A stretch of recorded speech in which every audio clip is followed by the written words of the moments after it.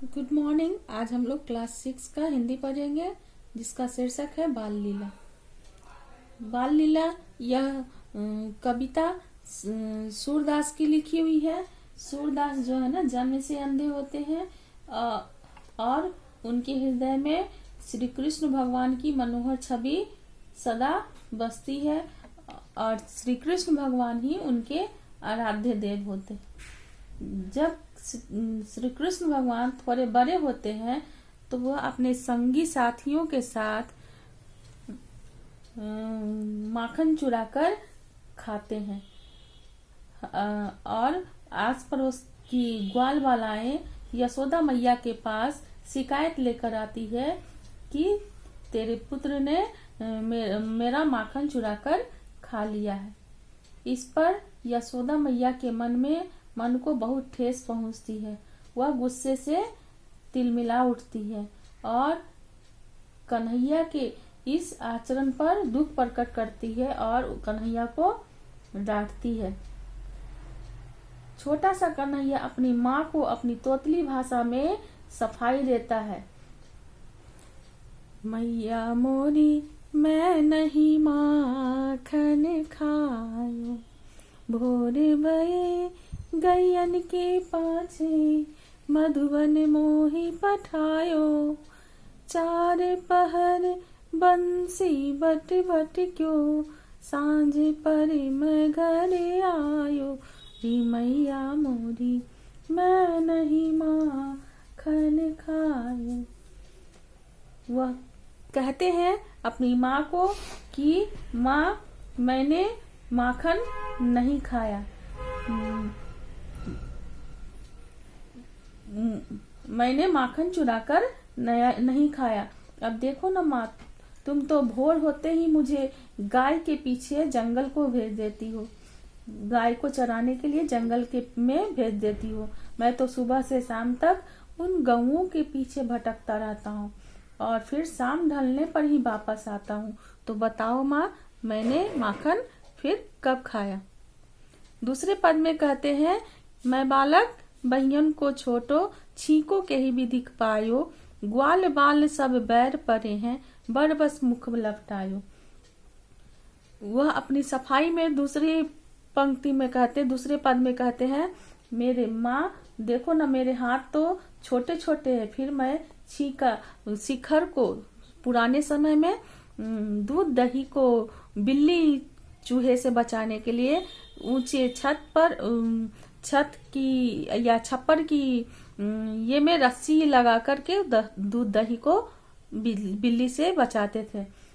उसको शिखर कहते थे। वही कह रहे हैं कि वो कितनी ऊंचाई पर शिखर होता है, छीका मैं किस तरह से पा सकता हूँ, मैं कैसे उस पर पहुंच जाऊंगा। छीका तो कितनी ऊंचाई पर लटका होता है। ये ग्वाल वाल सब है ना, मेरे दोस्त संगी साथी जो है ना, मेरे बैरी बने हैं, मेरे दुश्मन बने हुए हैं। उन्होंने मक्खन स्वयं चुरा कर खाया और जबरदस्ती मेरे मुंह पर लपेट दिया है ताकि मैं पकड़ा जाऊं और वह बच जाए। तू जननी मन की अति भोरी, इनके कही पति आयो, जिये तेरे कछु भेद उपजिए, जानी परायो जायो। फिर वह अपने तीसरे पद में कहते हैं, अपने सफाई में माँ से कह रहे हैं, माँ तू कितनी भोली भाली है कि इनकी बातों को तुमने सच मान लिया। मुझे तो अब लगता है कि तुम्हारे मन में ही कुछ खोट पैदा हो गया है, क्योंकि मैं तेरा बेटा नहीं हूँ। तू जानती है कि मेरा जन्म देने वाली माँ तो कोई और है। चौथे पद में ये कहते हैं, यह ले अपनी लखटी कमरिया, तूने बहुत ही नाचे नचायो, सूर्यदास तभी हंसी या जसोदा लय और कंठ लगायो। फिर कन्हैया जो है ना, तमक कर गुस्सा होकर यशोदा मैया से कहते हैं कि तू अपनी यह छोटी लकटी यानी छोटी छड़ी और काली कंबल ले। तूने माँ मुझे बहुत सताया, आगे से मैं तेरी कोई बात नहीं मानूंगा। तब सूरदास जी कहते हैं कि कन्हैया की इस भावनात्मक बातों से यशोदा माँ का मन पसीज जाता है और वह कन्हैया को अपने गोद में उठाकर गले से लगा लेती है। प्रश्नोत्तर देखेंगे।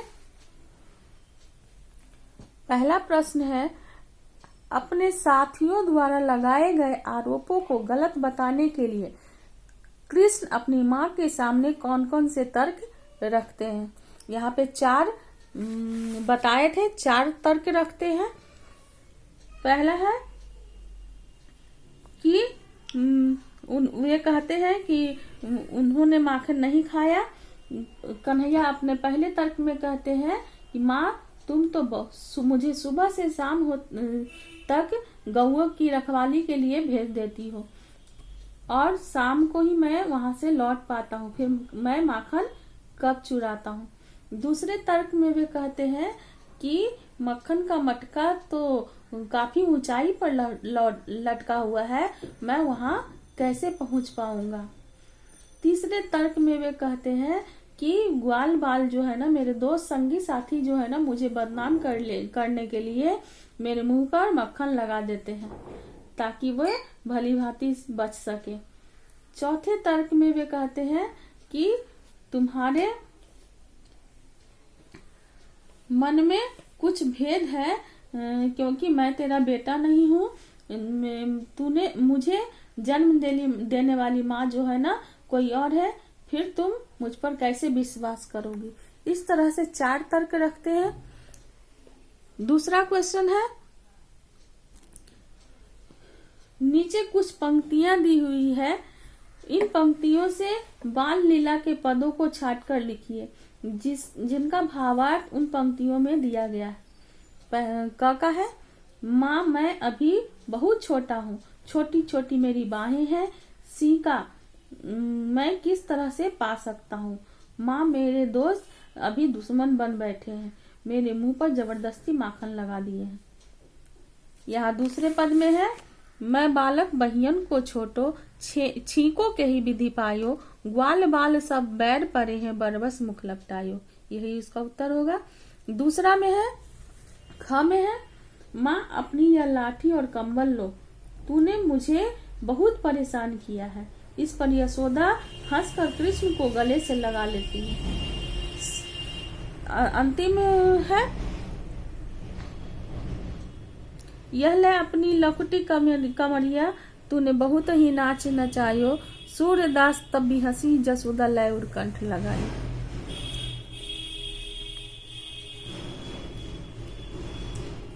पाठ से आगे अपने बचपन की कोई भी मजेदार घटना लिखिए, यह आपको खुद ही बनाना है।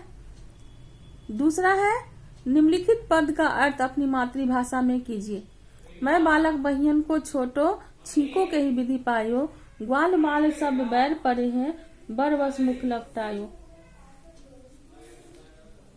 इसका लिखेंगे, माँ मैं तो बच्चा हूँ, मेरे हाथ भी छोटे छोटे हैं, ऊंचे सीके को मैं किस प्रकार पा सकता हूँ। वे मेरे ग्वाले के बच्चे मुझसे दुश्मनी पाल रखे हैं, माखन खाए वे और जबरदस्ती मेरे मुंह पर माखन लगा दिया, जिससे कि मैं चोर साबित हो जाऊं। ख का है, तू जननी मन की अति भोरी, इनके कही पति आयो, जिय तेरे कछु भेद उपजिए, जानी पर आयो जायो। इसका लिखेंगे आंसर, माँ तुम मन की अति भोली हो, इसी से तो इनकी बातों पर विश्वास कर लेती हो। तुम्हारे हृदय में, तुम्हारे मन में मेरे प्रति कुछ भेद उत्पन्न हो गया है, क्योंकि तुम उनको पराया का पुत्र मान रही हो, तुम मुझे पराये का पुत्र मान रही हो, इसलिए दूसरे की बातों पर विश्वास कर लेती हो। इसको बना लेंगे।